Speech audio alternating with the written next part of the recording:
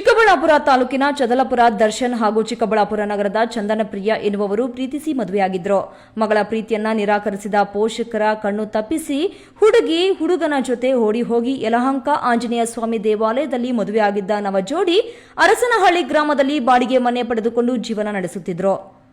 3 ತಿಂಗಳಿಂದ ಸುಮ್ಮನಿದ್ದ ಹುಡುಗಿಯ ಪೋಷಕರು ಇಂದು ಏಕಾಏಕಿ ಬಾಡಿಗೆ ಮನೆಗೆ ಬಂದು ನುಗ್ಗಿ ಚಂದನಪ್ರಿಯಳನ್ನ ಕಿಡ್ನಾಪ್ ಮಾಡಿದ್ದಾರೆ.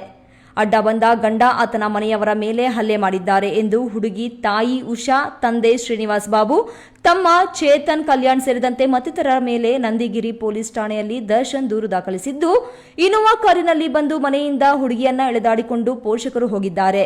ನನಗೆ ನನ್ನ ಹೆಂಡತಿಗೆ ಪ್ರಾಣ ಬೆದರಿಕೆ ಇದೆ, ನನಗೆ ರಕ್ಷಣೆ ನೀಡಿ ಎಂದು ಮನವಿ ಮಾಡಿದ್ದಾರೆ.